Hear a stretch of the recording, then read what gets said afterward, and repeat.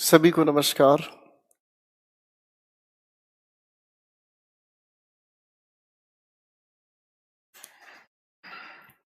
चलिए बात शुरू करते हैं अपनी वोकेबलरी के बारे में। फटाफट से वोकेबलरी की कहानी को शुरू करना चाहते हैं। वोकेबलरी के बारे में हम लोगों को जैसा कि पहले भी बताया गया कि हम हर दिन 25 शब्दों पर फोकस करेंगे और ये 25 शब्द धीरे धीरे हम लोगों को आगे बढ़ते लेके जाना है। और इन 25 शब्दों में हर दिन के जो जिक्र मैं लेकर चलूंगा, इन्हीं के अंदर वन वर्ड सब्स्टिट्यूशन की वोकेबलरी, इन्हीं के अंदर स्पेलिंग टेस्ट की और इन्हीं के अंदर कहीं कहीं ईडियम्स एंड फ्रेजेस से रिलेटेड भी मैं जिक्र लेकर चलूंगा। सबसे पहले आप लोगों के सामने 5 शब्द पेश किए जाएं। हाजिर हूं। 5 शब्द आपके सामने आते हैं। सबसे पहला इसमें एक शब्द लिखा हमारे सामने, यूनिक्योटस। यूनिक्योटस की अगर हम बात करते हैं तो इसका अर्थ हुआ अनफेयर विकेड। शाब्दिक रूप से अगर हम इसे समझें तो बुरा, या फिर अगर हम इसके अर्थ को समझने की कोशिश करें तो गैर न्यायिक। नंबर 2 पर लिखा है एक शब्द फोरस्टॉल। फोरस्टॉल का अर्थ होता है जब आप किसी चीज के लिए बाधा उत्पन्न करते हैं या किसी चीज को रोकने की कोशिश करते हैं, उसे हम कहने की कोशिश करते हैं फोरस्टॉल। नंबर 3 पर लिखा है हमारे सामने एक शब्द डिस्क्रीट। डिस्क्रीट के अर्थ को अगर हम समझने की कोशिश करें तो सतर्क, सावधान, कुशाग्र इसका अर्थ हुआ। नंबर 4 पर एक शब्द लिखा है स्मिगन। तो इसकी अगर अर्थ को हम समझे स्मॉल अमाउंट ऑफ बिट, किसी भी चीज का छोटा हिस्सा, या फिर अगर हम कहें तो किसी चीज का अंश। स्नॉब का अर्थ अगर हम कहें तो स्नूटी, धुएंदार, काला, भद्दा, यानी कि जिसे हम क्लियर नहीं देख सकें। अगले 5 शब्दों को पहुंचने से पहले इन 5 शब्दों को हम लोग रिवाइज करेंगे। मेरे साथ मिलकर बोले जरा। यूनिक्योटस, फोरस्टॉल, डिस्क्रीट, स्मिजन, स्नॉब। नाइस। अगले 5 शब्द आपके सामने आ रहे हैं, ऑब्जर्व कीजिए। सबसे पहला शब्द क्वेवर का अर्थ होता है कांपना, घबराहट की वजह से, डर की वजह से कांपना। शेक और चैम्बल। क्वेश्चन 7 पर आते हैं रीपास्ट। रीपास्ट का अर्थ होता है एक खाने का नाम है बेसिकली। जैसे आप डेजर्ट खाते हैं, डेजर्ट खाने के साथ साथ कुछ मीठा, खाने के बाद कुछ मीठा, सपर, इसी तरीके से रीपास्ट एक खाने का नाम होता है। स्टार्टर भी कह देते हैं इसे हम। नंबर 8 पर लिखा है इन फाइन फेटल्स। अब ये आपके लिए एक आ गया फ्रेज, इन फाइन फेटल्स। अगर हम कहें तो इसका अर्थ हुआ चीयरफुल, मस्त, मोला, खुश मिजाज। नंबर 9 पर आता है एक शब्द हमारे सामने डिफाइंस। डिफाइंस की अगर हम बात करें तो जिसे हम कहते हैं खुलकर। खुलकर आप किसी के आदेश या किसी नियम को जब नहीं मानते हैं उसे हम डिफाइंस कहते हैं। इसी को अगर हम दूसरे तरीके से समझें तो सिविल डिसोबीडियंस, सविनय अवज्ञा। सभी के समक्ष आप किसी बात, नियम को मानने से ठुकराते हैं, तो ये हुआ आपका डिफाइंस। डिफाइंस एक नाउन है। डिफाइंस का अगर मैं एडजेक्टिव बनाना चाहूं तो डिफाइंट कहते हैं। ठीक है, आज इन सभी के सभी शब्दों को रिवाइज कर लेते हैं फटाफट से। क्वीवर का अर्थ बताएं, repast, in fine fetters, defiance, defiant. अगले 5 शब्द आपके सामने पेश हों। नंबर 12 पर लिखा हमारे सामने एक शब्द कॉजर। नंबर 11 पर हमारे सामने लिखा है शब्द हाइप। हाइप का अर्थ होता है जब आप पब्लिकली किसी चीज को बढ़ा चढ़ाकर पेश करते हैं, उसे हम कहते हैं हाइप। काफी सारे लोग इंटरनेट के सेंसेशन होते हैं, काफी सारे लोग यूट्यूब पर बड़े धमाकेदार अपनी वीडियोस को दिखाने की कोशिश करते हैं कि हम ऐसा करते हैं, वैसा करते हैं, ये करते हैं, वो करते हैं। कुछ दिनों के बाद पता चलते हैं कि तोता उड़ मैना उड़। ठीक है, झूठे दावों के साथ जो लोगों के बीच सेंसेशन क्रिएट करते हैं उसे हम हाइप कहते हैं। ऐसा नहीं है हाइप किसी एक चीज की होती है, हाइप आप किसी भी चीज की क्रिएट कर सकते हैं। नंबर 12 पर आता है एक शब्द कॉजर। कॉजर का अर्थ हुआ बुजुर्ग, ओल्ड मैन। नंबर 13 पर आता है एक शब्द जिसे हम कहते हैं इम्बाइब। इम्बाइब का अर्थ हुआ जिस चीज को आप एब्जॉर्ब करते हैं, अपने जीवन में ग्रहण करते हैं। जैसे you should imbibe the moral values in your life, तो इसका अर्थ हुआ जब आप किसी चीज को ग्रहण करते हैं, इम्बाइब। सौंप। सौंप एक ऐसी चीज हुई जब आप किसी गुस्सैल इंसान को कोई चीज अगर देते हैं तो वो शांत हो जाता है। कोई छोटा बच्चा बड़े गुस्से में आप उसे खिलौना दे दो तो वो शांत हो जाता है, उसे खाने की चीज दे दो वो शांत हो जाता है। तो ऐसी किसी भी चीज को हम लोग कह सकते हैं सौंप। नंबर 15 पर आता है एक प्यारा सा शब्द फ्रिजन। अभी आपके हाउडी मोदी नाम सुना होगा आपने इस छोटे से इवेंट का, हाउडी मोदी। हाउस्टन में ये परफॉर्म किया गया। यूनाइटेड स्टेट्स ऑफ अमेरिका के प्रेसिडेंट ने उन्हें पेश किया लोगों के सामने, and people had frisson about him. Frisson का अर्थ sudden strong physical feeling of excitement, अंतर मन में बेहद खुशी। इन 5 शब्दों को मेरे साथ मिलकर रिवाइज करें। सबसे पहले लिखा हाइप, कॉजर, इम्बाइब, सॉप, फ्रिजन। अगले 5 शब्द आपके सामने पेश किए जाएं। टडा। नंबर 16 पर शब्द आया हमारे सामने ग्रबी। ग्रबी की अगर हम बात करते हैं तो इसका अर्थ हुआ डर्टी, भद्दा, गंदा। नंबर 17 पर एक शब्द आया जिसे हम कहते हैं असेल। असेल का अर्थ होता है जब आप अटैक करते हैं, ठीक है, जब आप आक्रमण करते हैं तो असेल इसका एक शब्द हुआ। नंबर 18 पर आता है जिसे हम कहते हैं नेसेंट। नेसेंट का अर्थ हुआ जब शुरुआत होती है किसी चीज के अस्तित्व की, बिगिनिंग टू एग्जिस्ट, नेसेंट कहते हैं। देखो ये शब्द बड़ा पॉपुलर हुआ, आर्टिकल 370 के एग्जिस्टेंस के लिए शब्द यूज किया जा रहा था बेसिकली।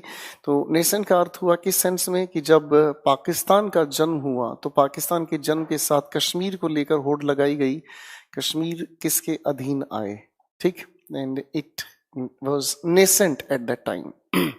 नंबर 19, ये वोकैबुलरी हल्की नहीं है, ये GRE की वोकैबुलरी है। हर एक शब्द आपके लिए अजीब होगा, पर अजीब वोकैबुलरी अब आपके एग्जामिनेशन में पूछते हैं, ठीक। Muff, to miss, fail to achieve. जब आप किसी चीज को पाने में असफल होते हैं तो यू मफ्ड योर टारगेट। नंबर 20 पर आता है एक्सक्लेमेशन। एक्सक्लेमेशन का अर्थ हुआ जिसे हम कहते हैं जोर शोर से स्वागत। हाउडी मोदी। मोदी साहब हाउस्टन पहुंचे अमेरिका में और उनका जोर शोर से, गर्म जोशी से करीब 50,000 लोगों ने उनका वेलकम किया। It was an acclamation for him. 5 शब्द मेरे साथ मिलकर रिवाइज करें। सबसे पहले ग्रबी, असेल, नेसेंट, मफ, एक्लमेशन, नाइस। अगले 5 शब्द आपके सामने हाजिर हूं। वाइल। वाइल का अर्थ होता है बेहद, बेहुदा, बेहुदा, घटिया, वाइल कहते हैं। नंबर 22 पर आते हैं जिसे हम कहते हैं डिटी। डिटी हम कहते हैं गाना। कभी कभी कुछ लोग अपनी बात को सपोर्ट करने के लिए गाने के आधार चुनते हैं। जैसे कभी कभी आपकी क्लास में भी मैं भी गाने के आधार पर कुछ चीजें समझा देता हूं, दैट इज कॉल्ड डिटी, ठीक है। नंबर 23 पर आता है एक प्यारा सा शब्द जिसे हम कहते हैं एट्यून। एट्यून का अर्थ होता है जब आप माहौल से परिचित होते हैं। याद करो वो पहले दिन की क्लास। आज देखो हमारा कल एक नया बैच शुरू हुआ करियर विल पर, आप उसे भी देख सकते हैं। तो हम शुरुआती क्लास के अंदर we try to attune with the teacher. हम उस टीचर के माहौल को समझने की कोशिश करते हैं कि आखिर ये सिखाने का क्या प्रक्रम अपनाता है। प्रक्रम को इंग्लिश में हम प्रोसेस कहते हैं। Attune, we try to attune ourselves with the situation. Number 24 पर आता है टेम्प्ट। टेम्प्ट का अर्थ हुआ जब आपके मन में कोई चीज लालच या आपको कोई चीज अपनी तरफ आकर्षित करने की कोशिश करे। जी ललचाए रहा न जाए, help and leave it। सुना है हमने ऐड। मैंने जो कोशिश की वो डिट्टी है, अपनी बात को समर्थन देने के लिए गाना हम गाते हैं। आखिरी शब्द ब्रैट। ब्रैट हम कहते हैं एक रूड चाइल्ड को, एक ऐसा बच्चा जो बहुत कठोर शब्द बोलता है। 5 शब्द मेरे साथ मिलकर रिवाइज करें, फिर इस कथा को हम हटाने की कोशिश करेंगे। 5 शब्द आपके सामने, ठीक। Wile, ditty, attune, tempt, brat. Thank you everyone. ये सभी के सभी हमारे क्वेश्चंस हुए। अब चलते हैं थोड़ी सी बात को लेकर आगे। तो दोस्तों हमने पिछली क्लास में जो चीज समझने की कोशिश की थी वो हमारी कहानी थी, और वो कहानी हमारी जिस बारे में थी वो एडवर्ब हुई।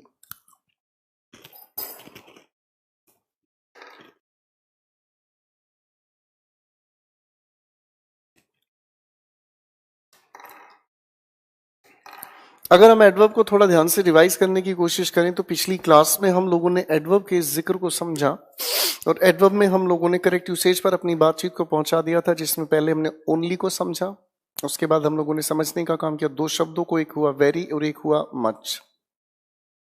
उसके बाद आगे हम चले तो एक नया शब्द हमारे सामने आया जिसे हम कहते हैं क्वाइट। हम लोगों ने इसे समझने की कोशिश की। इसके बाद आगे हमें जो समझना है वो प्यारी सी बात है, मैं आज आपके सामने डिस्कस करना शुरू करूंगा। आ जाइए दोस्तों, समय बचाते हैं और कहानी शुरू करते हैं। एक शब्द हुआ टू और एक शब्द हुआ इनफ। अगर इन दोनों के दोनों शब्दों को हम थोड़ा ध्यान से समझने का प्रयास करें तो एक शब्द हुआ टू, एक शब्द हुआ इनफ। दोनों के मीनिंग को समझने की कोशिश करें तो टू का अर्थ निकलता है मोर देन रिक्वायर्ड। कोई भी चीज जो आवश्यकता से अधिक होती है, फिर कह रहा हूं कोई भी चीज जो आवश्यकता से अधिक हो जाए, तो अगर आवश्यकता से अधिक हमें कोई भी चीज नजर आती है तो हम लोग तैयार करने की कोशिश करते हैं उसकी एक नेगेटिव सेंस। हम तैयार करने की कोशिश करते हैं उसकी एक नेगेटिव सेंस, और ऐसे माहौल में हम टू का जिक्र करते हैं एडजेक्टिव से ठीक पहले। पहली बात तो ये। ठीक इसी के ऑपोजिट तैयार होता है एक शब्द इनफ। इनफ की अगर हम बात करें तो इसका अर्थ निकलता है एज मच एज रिक्वायर्ड, यानी कि जितनी आवश्यकता वो चीज उतनी ही मिले, उसे हम इनफ से पेश करते हैं। और इस माहौल में हमारा बिहेवियर एक पॉजिटिव सेंस कन्वे करता है। ऐसे माहौल में अगर हम समझने का काम करें तो हम एडजेक्टिव के बाद लिखने की कोशिश करते हैं इनफ। अब अगर हमारे सामने लिखा हुआ एक छोटा सा सवाल नजर आए, मैं अगर कहूं this tea is too hot, या फिर अगर मैं कहने की कोशिश करूं this tea is hot enough, तो इन दोनों की दोनों बातचीत के अर्थ में थोड़ा सा ही फर्क होगा। अगर हम इसे थोड़े ध्यान से पढ़ने की कोशिश करें this tea is too hot, तो अगर इसके आधार हम समझने की कोशिश करें, चाय जरूरत से ज्यादा गर्म है, इसे पिया नहीं जा सकता।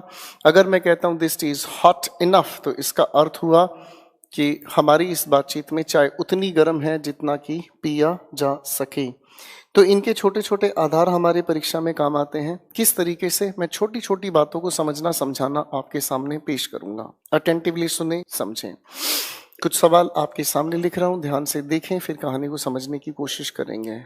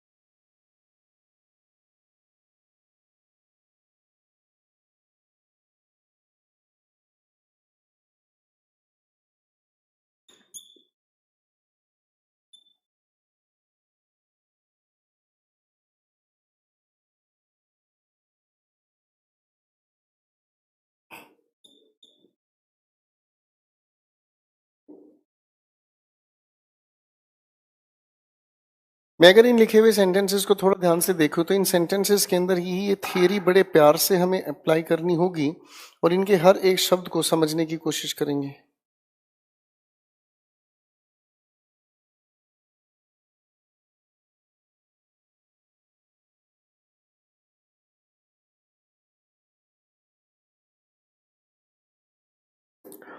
अगर हम इस बात को थोड़ा ध्यान से समझने की कोशिश करें, प्लीज अटेंटिवली खेल को समझने का काम करें। इफ आई से श्रेया इज टू वीक, तो इस लिखी हुई बातचीत का अर्थ अपने आप में निकलता है नेगेटिव। तो नेगेटिव इसका अगर अर्थ निकलता है तो नेगेटिव के आधार पर लिखी हुई बातचीत में क्या हम नेगेटिव के लिए सम का यूज करते हैं? बिल्कुल नहीं। और सम को हटाकर हम लोगों को लिखना पड़ा एनी। ठीक है। आगे अगर मैं फिर से इस बात को समझने का काम करूं तो रोहन इज टू पुअर, लिखी हुई इस बातचीत का अर्थ निकलता है नेगेटिव, और नेगेटिव अर्थ की अगर मैं बात करूं तो एवरी को हटाकर हम लोग चुनते हैं एक प्यारे से शब्द को, एनी को, क्योंकि नेगेटिव के अगर मीनिंग की मैं बात करना चाहूं तो नेगेटिव वर्ड्स के लिए हम लोग सम या एवरी नहीं यूज करते, एडजेक्टिव्स में हमने समझा था हम इनके लिए यूज करते हैं एनी को। क्लियर है। अब अगर आप चाहें तो इसी लिखे हुए सेंटेंस को एक नए तरीके से भी लिख सकते हैं। इसी लिखे हुए सेंटेंस को स्टेट लेवल एग्जामिनेशंस में दोबारा से लिखने के लिए दिया जाता है। बड़े ध्यान से देखने की कोशिश करें।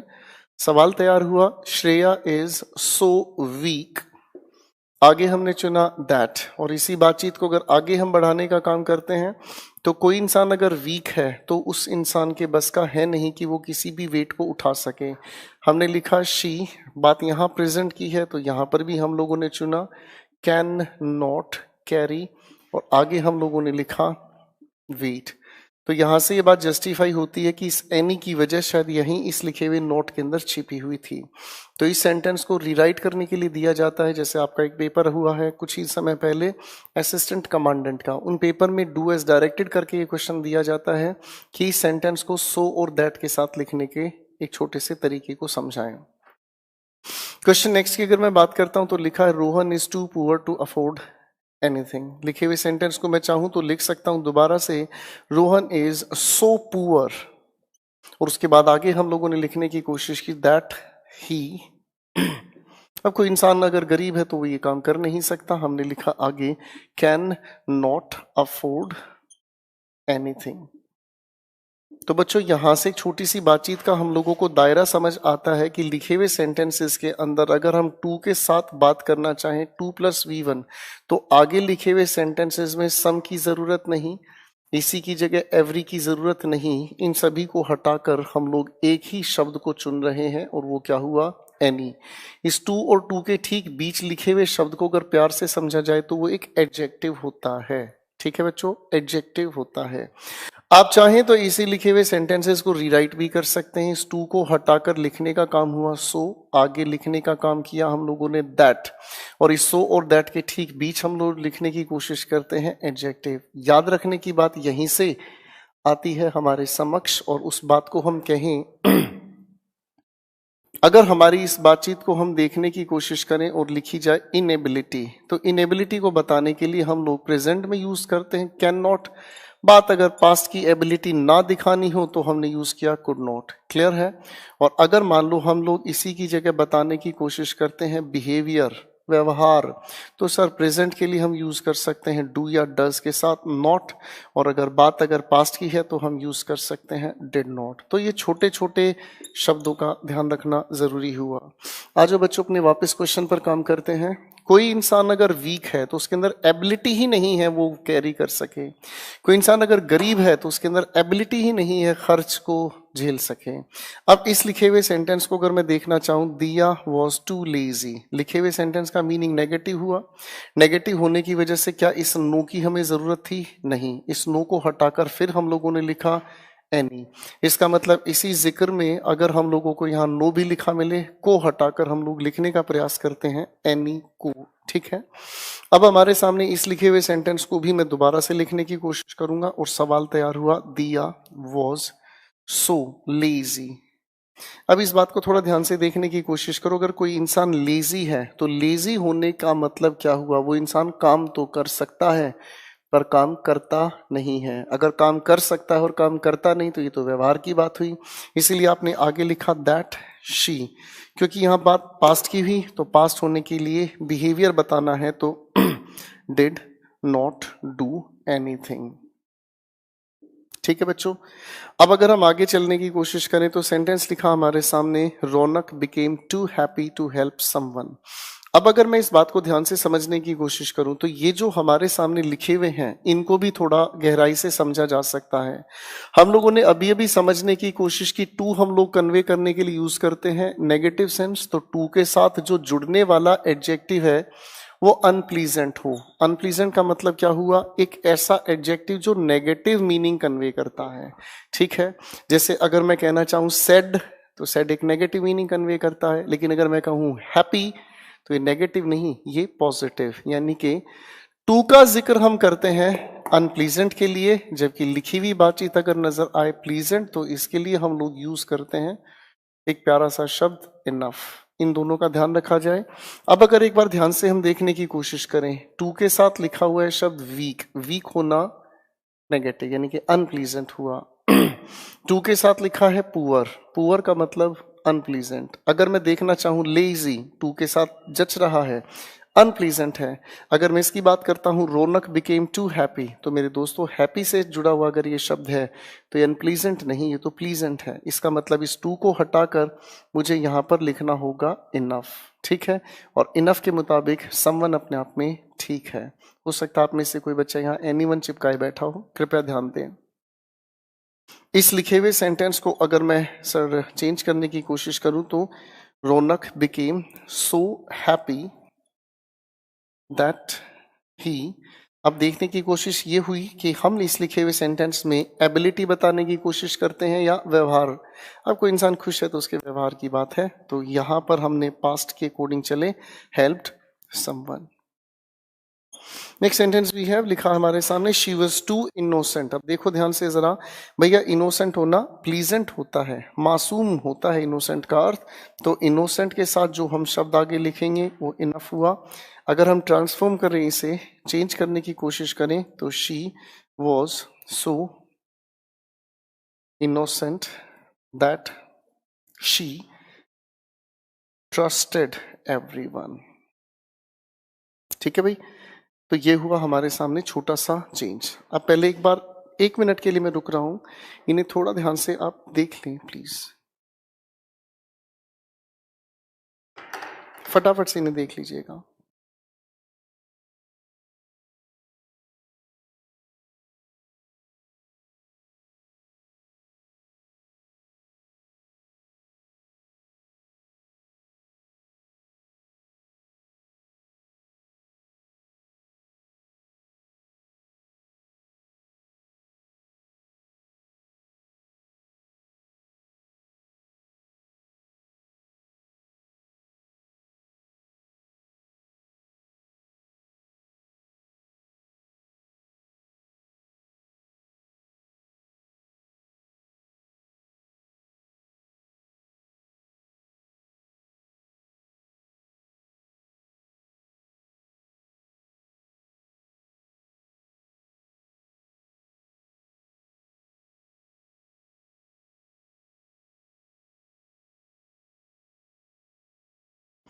तो मुझे उम्मीद है कि आप लोगों ने इस बातचीत को यहाँ पर थोड़ा ध्यान से समझने की कोशिश की होगी।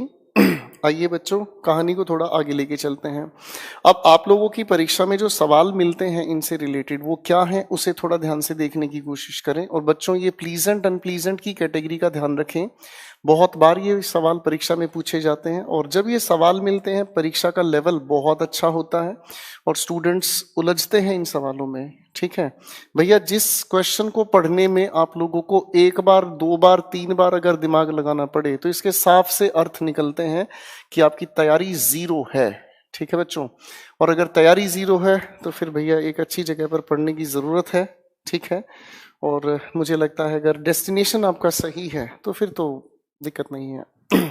आपका परीक्षा आप लोगों से सवाल पूछता है।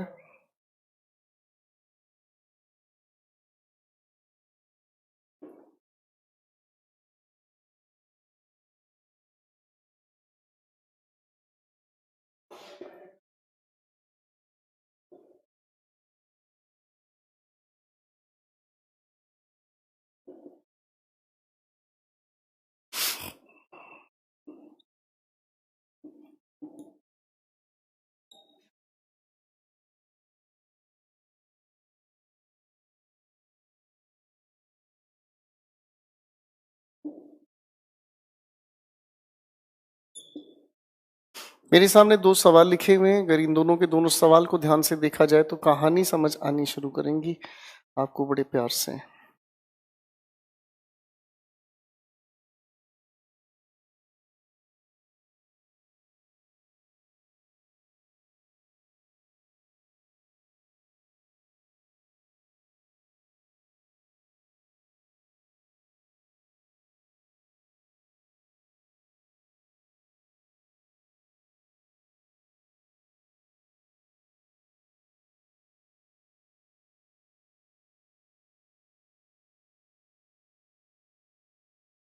लिखी हुई बातचीत को अगर हम ध्यान से देखने की कोशिश करें तो आपके एग्जामिनेशन में इन लिखे हुए छोटे से मामले के पेयर को गलत करके दिया जाता है।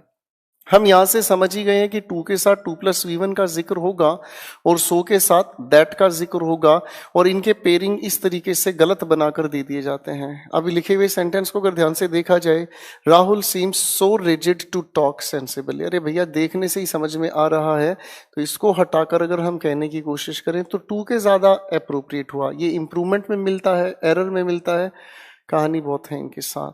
Sanjeev is too caring that he is always soft spoken. हो सकता है कई स्टूडेंट्स ने इस गलत फहमी को पाल लिया कि केयरिंग होना तो प्लीजेंट है। अरे भाई प्लीजेंट बाद की बात है, पहले ये तो देखो कि आगे लिखी हुई बातचीत में दैट का पेयर बना रहा है, तो टू को हटाकर यहां लिखना सेंसिबल क्या हुआ, सो। इसीलिए कुछ ग्रामेरियंस ये मानते हैं कि हम सो का नेवर यूज इंडिपेंडेंटली। आप सो का यूज कभी इंडिपेंडेंट भी नहीं कर सकते। क्यों? क्योंकि सो के साथ हम लोग दैट पेयर बनाकर चलते हैं। अगर कोई कहने की कोशिश करे ही इज सो क्यूट, तो भैया उस बहन जी को बताओ कि यहां सो का तब सेंसिबल है जब इस सो के साथ पेयर बनाने के लिए दैट आगे आ रहा है। तो सो को हटाकर हम लोग लिखने की कोशिश करते हैं अपने वही शब्द वेरी मच या फिर जो हम लोगों ने इससे पहले पढ़े हैं। तो भैया इन सवालों का बड़ा ध्यान रखें, ये बहुत बार आपकी परीक्षा पूछकर डिस्टर्ब करती है।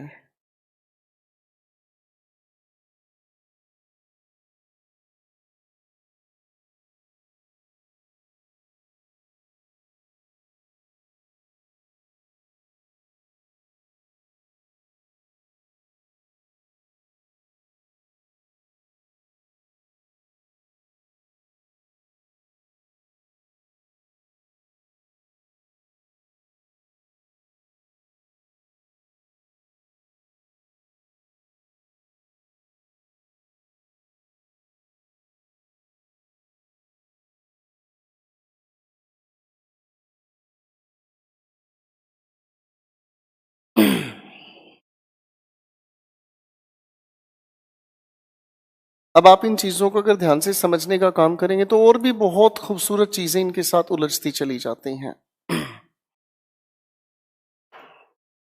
सीखने का मजा है हर एक चीज को सीक्वेंस में, उलझना चाहे तो कितना ही उलझ लें।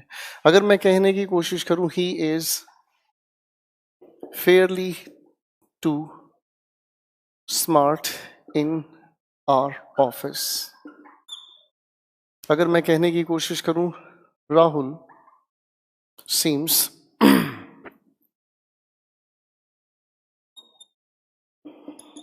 fairly very honest enough to us। अब देखो कितना बेहुदा सवाल बन गया, कितना बेहुदा सवाल बन गया। अगर मैं इसे देखना चाहूं he is fairly too smart in our office, देखो बच्चों इस स्मार्ट होने का मतलब क्या हुआ, प्लीजेंट हुआ। तो अगर इसे मैं देखता हूं ये भी पॉजिटिव डिग्री हुआ। फेयरली हम लोगों ने इंटेंसिफायर नाम की चीज पढ़ी थी शायद एडजेक्टिव्स में, तो ये भी पॉजिटिव डिग्री हुआ। अब जब ये पॉजिटिव डिग्री के लिए यूज हो ही रहे हैं दोनों के दोनों शब्द, तो क्या एक साथ एक ही तरह की बात यूज करोगे? नॉनसेंस हो गया भाई। जब एक डिग्री बताने वाला इंटेंसिफायर एडवर्ब हमने यूज किया तो उसी के इक्वलेंट एक और एडवर्ब यूज करना बेहुदगी है। तो इसका मतलब यहां लिखी हुई इस बातचीत में अनप्लीजेंट होने की वजह प्लीजेंट होने की वजह से ताल्लुक इसका ठीक है, इसकी हमें जरूरत नहीं यहां पर लगाने की कोशिश करना। ये सुपरफ्लॉस क्वेश्चंस हैं आपकी एडवर्ब से। Rahul seems fairly very honest enough, हम अगर इसे ध्यान से देखें तो ये पॉजिटिव डिग्री के लिए यूज हुआ। वेरी की बात करें पॉजिटिव डिग्री के लिए यूज हुआ। फेयरली की बात करें पॉजिटिव डिग्री के लिए यूज हुआ। अब देखो अगर इसकी भी मैं बात करता हूं तो ये भी अपने आप में एक प्लीजेंट एडजेक्टिव हुआ। अरे भाई हाँ या ना? तो अब देखो उलझने की बात क्या हुई भैया, अगर मैं इस बात को ठीक मानता हूं तो इन दोनों को हटाओ, इसके साथ चलेगा। भाई एक डिग्री का ही तो आप यूज करोगे ना। मैं इस कायदे को समझाने के लिए प्रोसेस तैयार करता हूं। हमने सीखा वेरी मच, हमने सीखने की कोशिश की क्वाइट, सीखा भाई टू, हम लोगों ने सीखा भाई साहब इनफ, और कुछ इंटेंसिफायर है जो इसी कैटेगरी से जुड़े हुए हैं। लिस्ट बना लेते हैं, बहुत आसानी से समझ आती हैं चीजें, रटने की क्या जरूरत है मेरे भाई। वेरी का हम यूज करते हैं पॉजिटिव डिग्री के लिए, प्रेजेंट पार्टिसिपल के लिए, मच का हम यूज करते हैं कंपैरेटिव डिग्री के लिए, पास्ट पार्टिसिपल के लिए, क्वाइट का हम जिक्र करते हैं पॉजिटिव डिग्री के लिए, नॉन ग्रेडेबल के लिए, टू का जिक्र करते हैं पॉजिटिव डिग्री के लिए अनप्लीजेंट बिहेवियर में, इनफ का यूज करते हैं पॉजिटिव डिग्री में प्लीजेंट बिहेवियर में, फेयरली का यूज करते हैं पॉजिटिव डिग्री में। और देखो फेयरली शब्द को अगर आप ध्यान से देखोगे तो फेयरली शब्द बना है फेयर से, और भाईजान जो चीज फेयर ही हो गई तो फेयर होने का मतलब क्या हुआ, प्लीजेंट बिहेवियर हुआ। तो ये भी आपका प्लीजेंट बिहेवियर बताने का काम करता है। अब जो डिग्री आप लोग पॉजिटिव के लिए यूज कर रहे हो तो उनका काम तो एक ही है, तो एक ही कैटेगरी की एडवर्ब बार बार यूज करना सुपरफ्लूअस बनता है। अब इस हिसाब से इस लिखी बातचीत में अगर मैं फेयरली को ठीक मानता हूं तो बाकी सारा विचार गलत है। अगर मैं इस फेयरली को हटाऊं वेरी के साथ कहूं तो अपनी जगह ठीक हो गई बात, अगर मैं इन दोनों को हटाने की कोशिश करूं तो इनफ के साथ अपनी बात ठीक हो गई। क्लियर है? तो ये बिहेवियर की बात है और ये सुपरफ्लूअस क्वेश्चंस आप लोगों की परीक्षा में पूछे जाते हैं। अब इस बात के अर्थ को थोड़ा ध्यान से समझने का काम करते हैं तो और गहरी बातें उतरती हैं जहन में। अगर और गहरी बातों पर उतरना चाहें तो बड़े प्यारे लगते हैं छोटे छोटे ये सेंटेंसेस। अगर मैं कहने की कोशिश करूं, एक छोटा सा सवाल लिखता हूं। मैंने कहा this dress is very good. अब अगर इसी लिखी हुई बातचीत में इस वेरी गुड को हटाकर मैं कहूं this dress is good enough, अगर मैं कहने की कोशिश करूं this dress is fairly good, अगर मैं कहना चाहूं this dress is quite good, अगर मैं कहना चाहूं this dress is too good. 5 sentences हैं, जरा समझने की कोशिश करें।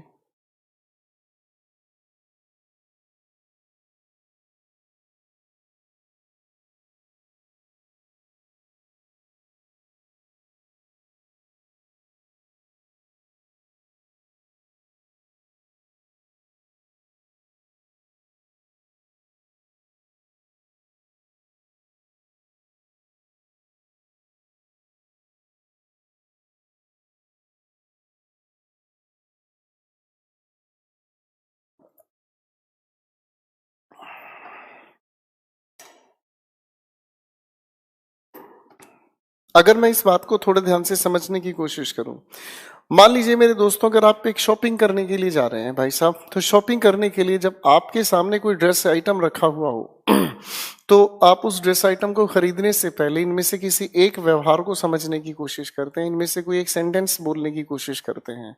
क्या है वो व्यवहार, देखते हैं। आप जब इस वेरी का जिक्र करते हैं, आप जब इस वेरी का जिक्र करते हैं तो इस वेरी के अगर मैं लेवल को समझने की कोशिश करता हूं तो वेरी एक ऐसी एडवर्ब हुई जो एक लिमिट से परे चली जाती है, बियॉन्ड द डिग्री। डिग्री को अगर मैं कहना चाहूं तो एक्सटेंट, एक्सटेंट को ही हम कहें लिमिट, लिमिट को ही हम कहें तो हद, यानी कि कोई लिमिट थी आपके दिमाग में, ये चीज उससे परे जा रही है।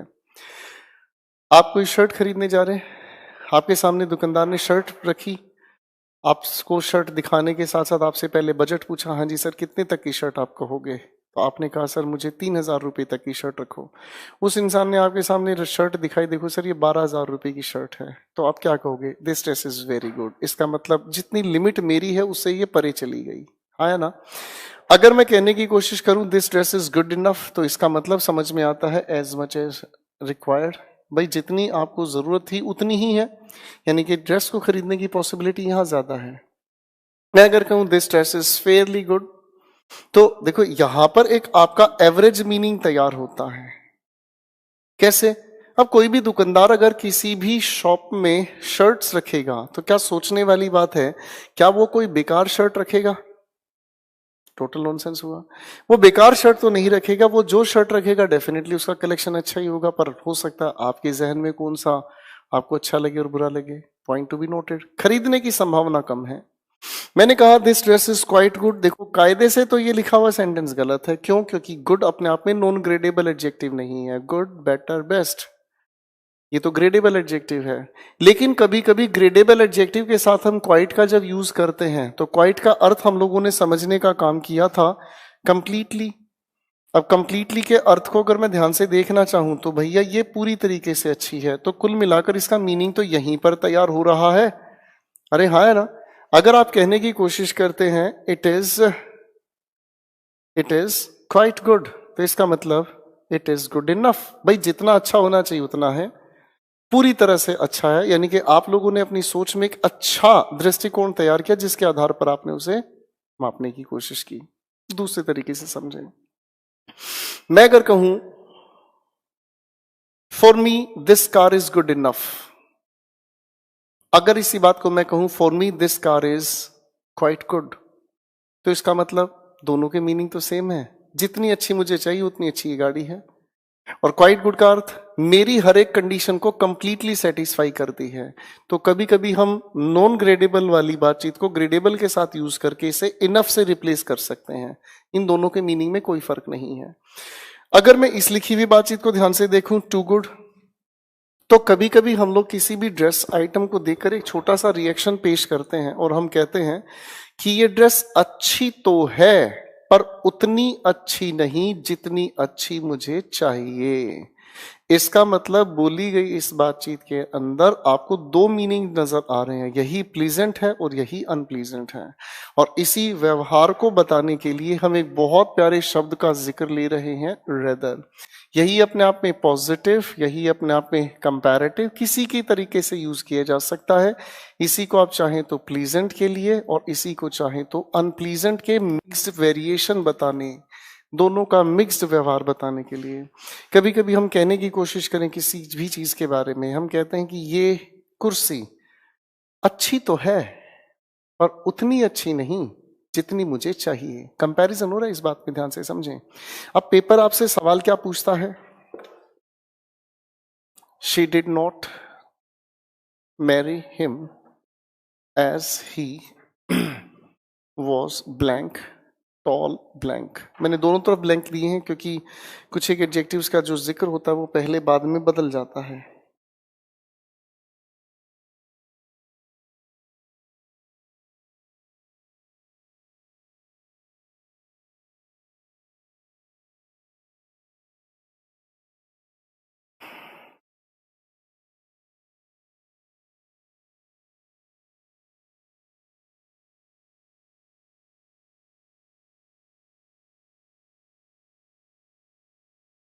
पहले यहां तक की बात को आप थोड़े ध्यान से देखने की कोशिश करें प्लीज।